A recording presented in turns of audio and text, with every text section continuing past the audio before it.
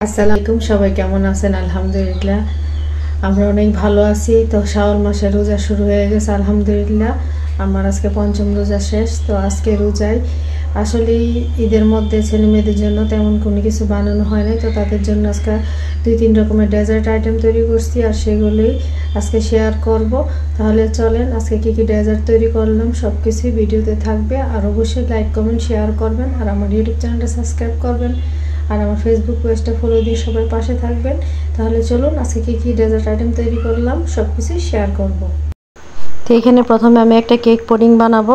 তো পুডিংয়ের লেয়ারটা আমি দিয়ে দিচ্ছি নিচে ক্যারামেল দিয়ে, তারপর আমি পুডিংয়ের লেয়ারটা দিয়ে দিচ্ছি, আর আমি সব কিছু ব্লেন্ডারে মিক্সড করে নিছি। তারপর আমি একটা চকলেট কেক উপরে দিব। তো চকলেট কেকও আমি সব কিছু একসাথে দিয়ে আমি ব্লেন্ড করে নিছি, কারণ বিটার দিয়ে করতে গেলে অনেক সময় লাগে, আর যেই গরম এত সময় দিয়ে আসলে কাজ করা সম্ভব না। তো এখন আমি ঢাকনা দিয়ে ঢেকে দিব।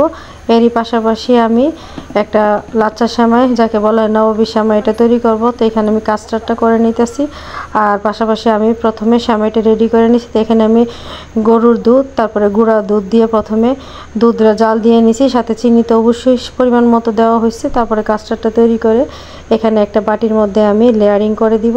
তো আমার কাছে সাদা বাটি নাই, তো ওই বাটিটা থাকলে আসলে লেয়ারিংগুলো দেখতে খুব সুন্দর দেখায়।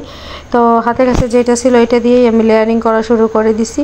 তো আমি এখানে প্রথম লেয়ারে সেমাই দিয়ে, তারপরে আমি এখানে আরেক লেয়ার সেমাই দিয়ে দিব। আর বাদাম আর কিশমিশ আমি ইউজ করি নাই, কারণ এই সময়ে প্রচুর পরিমাণে বাদাম কিশমিশ দিতে হয়, যেহেতু আমার ছেলে মেয়ে এগুলো পছন্দ করে না, সেজন্য আমি এগুলো স্কিপ করে দিছি। আর এখানে আমি এই যে কাস্টার্ড তৈরি করছি, একটা বাটিতে আমি কাস্টার্ড রেডি করে নিছি। আর এই হচ্ছে আমার কেক পুডিংয়ের ফাইনাল লুক, কাস্টার্ড আর হচ্ছে নবাবী সেমাই সব কিছু রেডি করে নিয়েছি। তো এগুলো দিয়েই আজকের সন্ধ্যার ইফতারি করা হবে, প্লাস ছেলে মেয়েদেরকে নাস্তা দেওয়া হবে। তো এখন আমি খেয়ে টেস্ট করব খাবারগুলো কেমন হয়েছে। এই যে সব কিছু নিয়ে বসে গেছি, আর আজানও দিয়ে দিছে। তো বিসমিল্লাহ বলে আমি খাবার শুরু করি। প্রথমে আমি একটা দইয়ের লাচ্ছি তৈরি করছি। তো এটা খেয়ে আমি আমার রোজা ভাঙবো, আর আগে আমি একটু পানি খাবো, তারপরে আমি অন্য কিছু টেস্ট করবো।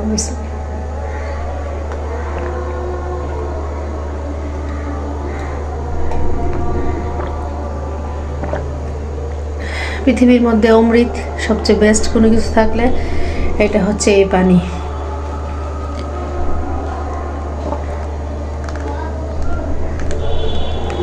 তারপরে আসলেই কোনো কিছু নাই।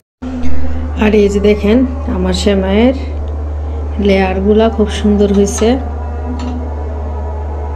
এই যে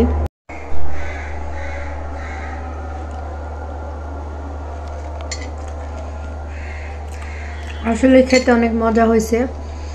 তারপর এখন হচ্ছে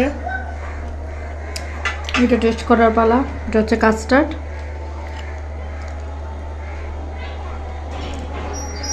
খুবই মজা হয়েছে।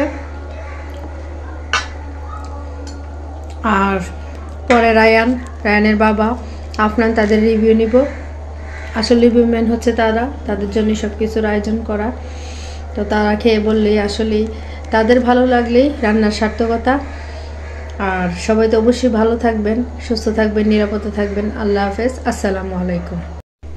আর এই হচ্ছে কেক পুডিংটা। কেক পুডিংটাও দেখতে খুব সুন্দর হয়েছে। তো টেস্ট করার পালা। অনেক মজা হয়েছে। এই যে তো এখন রায়ান আর আফনানের জন্য সব কিছু বেড়ে দিতেছি। আর আসলে সব কিছু বক্সে করে ফ্রিজে রেখে দিছি, কারণ বক্স করে না রাখলে খাবারগুলো ভালো থাকে না।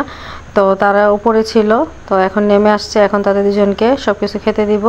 তো খেয়ে বরাবরের মধ্যে আমার রায়ানমণি রিভিউ দিবে কেমন হয়েছে প্রতিটা রান্না, প্রতিটা খাবার।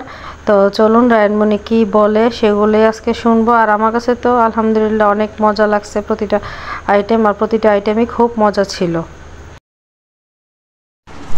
তো আম্মু এত মজাদার খাবার করছে, মানে খাবারের রিভিউ দিতে হবে। আমি তো রিভিউ ম্যান, অলওয়েজ রিভিউ দিব, এটাই। তো এটা কী সেমাই আমি জানি না, এটা পুডিং আর কেক, এটা কাস্টার্ড। খায় রিভিউ দিই কোনটা কেমন হয়েছে। প্রথমে কাস্টার্ডটা দিয়ে শুরু করলাম।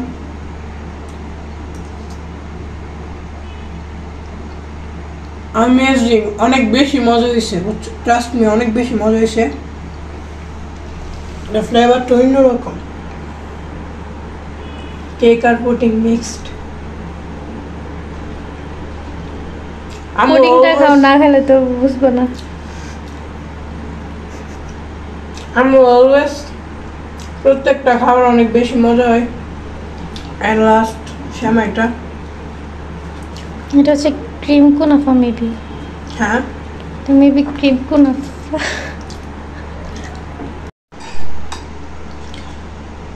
অ্যান্ড লাস্ট আম্মু সেমাইটা।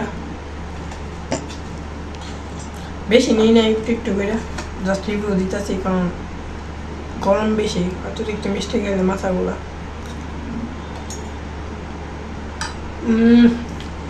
অনেক অনেক বেশি মজা হয়েছে। তো আজকে ভিডিওটি এতটুকুই। সবাই ভালো থাকবেন, সুস্থ থাকবেন। আল্লাহ হাফেজ, বাই।